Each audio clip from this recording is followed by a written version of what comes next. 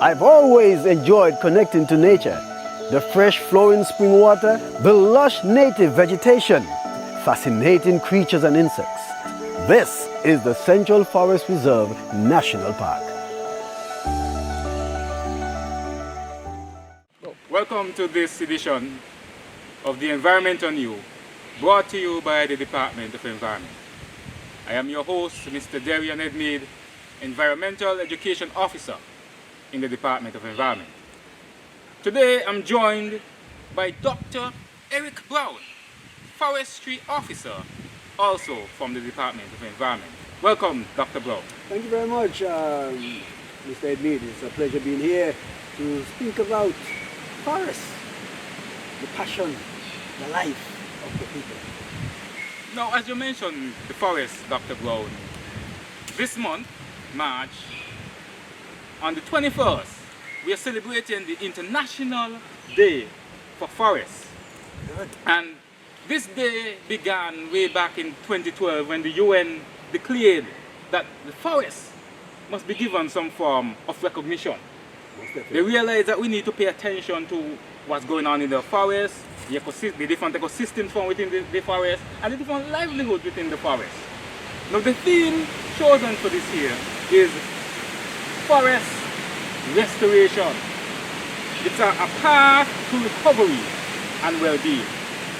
Now as we get into discussion, Dr. Brown, why is our forest important? Now, when we hear of the theme restoration with respect to forests, your question of the importance most definitely comes to mind. When we think about the importance of a forest, and in the context of us here in St. Kitts, the forest is the lungs of our society. Why I say it's the lungs of our society is where we get our clean air from. Right. It purifies the air. It conditions the air. We get the vegetation of the forest, takes away the air pollutant, especially carbon dioxide. It also traps dust and other pollutants as well from being harmful to us.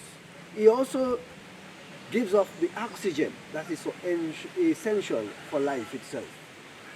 The rainforest, as the name tells you, rain, Right. associated with rainfall. It conditions the air that facilitates precipitation, right, or the rainfall. Now this rain, as it falls, it replenishes our water source. How? In that the vegetation, the trees especially, it allows, when that rainfall comes down, the trees channel it to the soil. With the aid of their roots, helps it to soak into the soil and thus replenish our groundwater.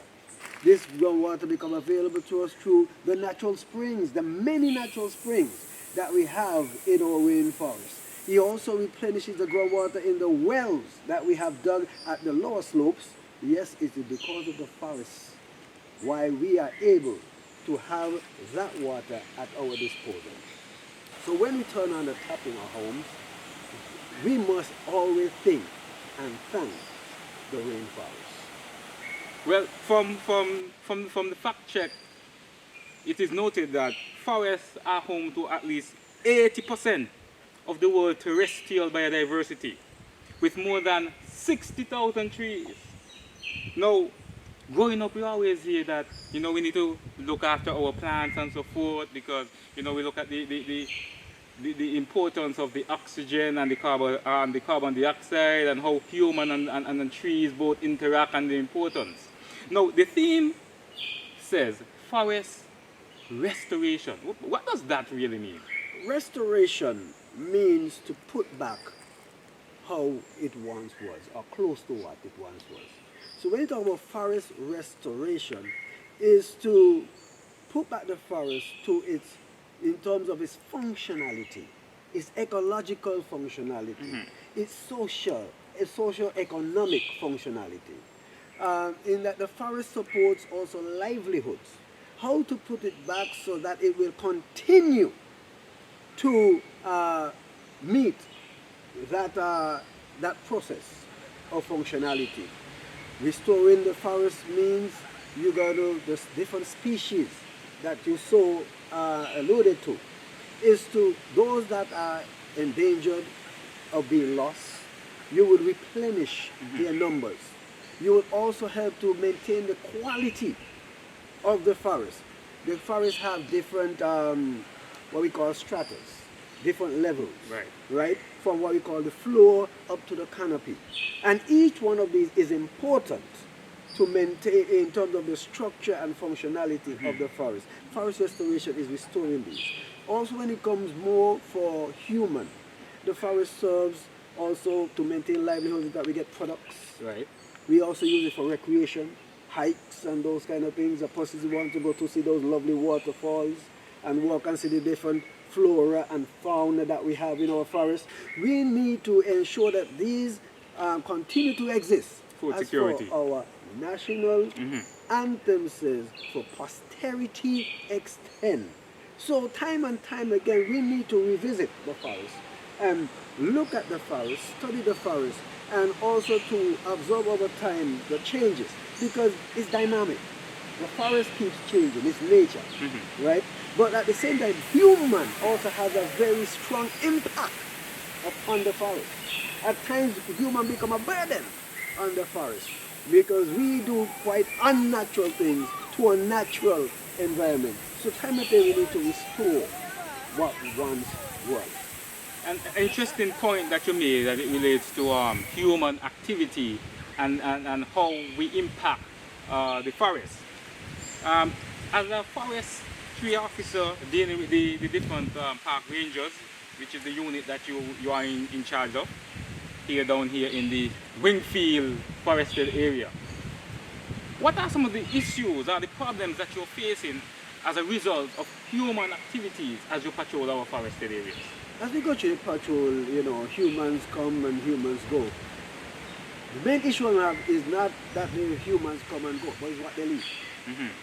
A lot of foreign objects in terms of solid waste. You know, persons come into the forest and they have their snacks and whatnot, and they leave the wrappers and those behind.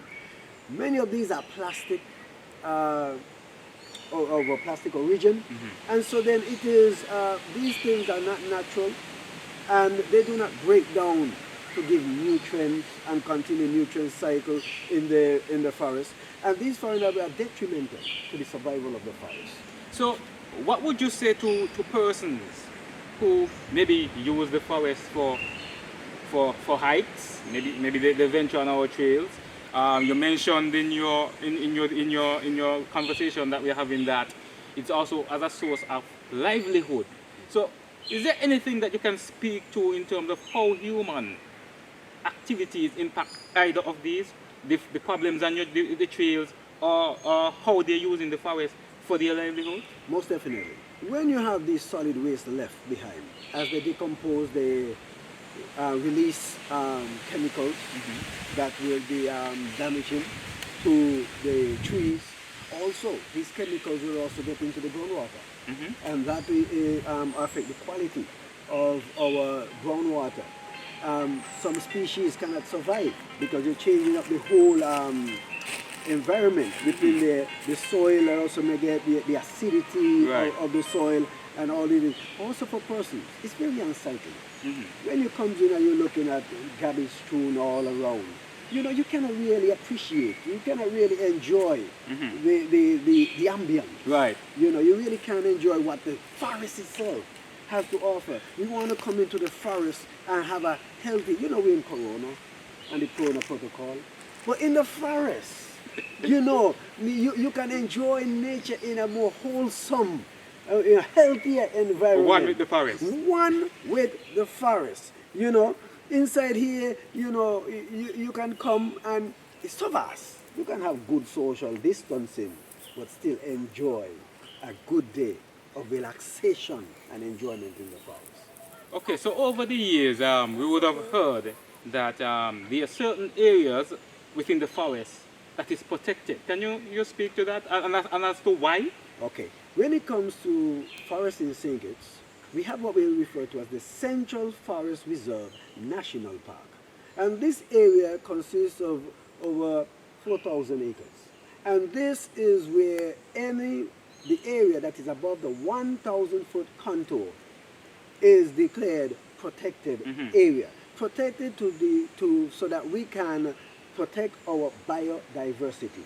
What does that mean? The vast variety of plants and animal species that we have, we want to maintain them so that they can be there to maintain the functionality of the forest. Each one have its role to play in the functionality of the forest. So does that mean that I cannot go to this protected area and cut down trees, or I cannot go and build my livelihood within that area? That's not what it means. What it means is that you will do it with certain limitations.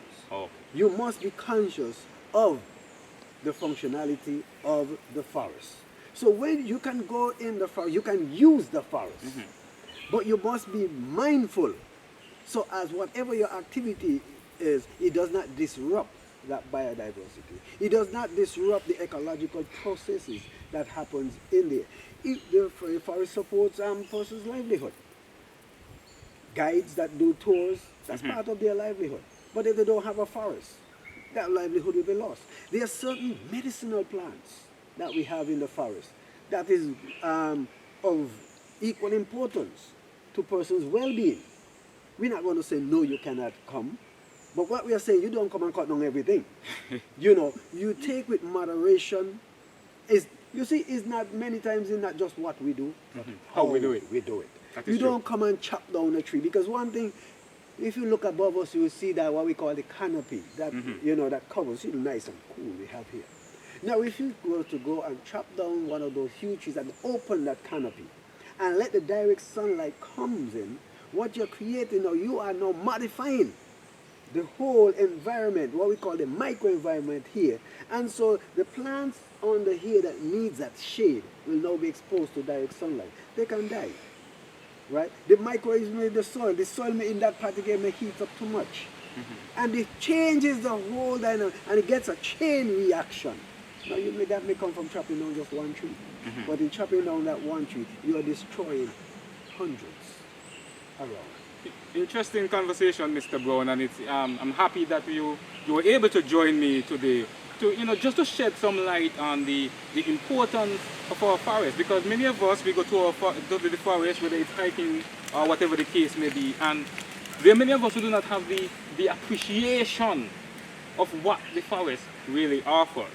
So as we close this segment, the question I'm asking you, what would you say to persons listening to this conversation? What message would you like to leave with them as it speaks to our forest? Our forest is our life. Our forest is our livelihood. Our forest is our heritage. We must preserve it. Our forest is essential to maintain the socio-economic processes of our lovely St. Kitts. Let us conserve, preserve, and protect this vital element of our life.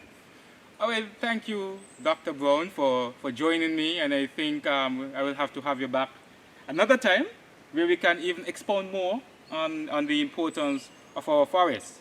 I want to also thank you for joining us today, as my guests would have provided some information on the do's and the don'ts of our forests and why it is also important. This conversation was brought to you and powered by Smart Electronics. Thank you and goodbye.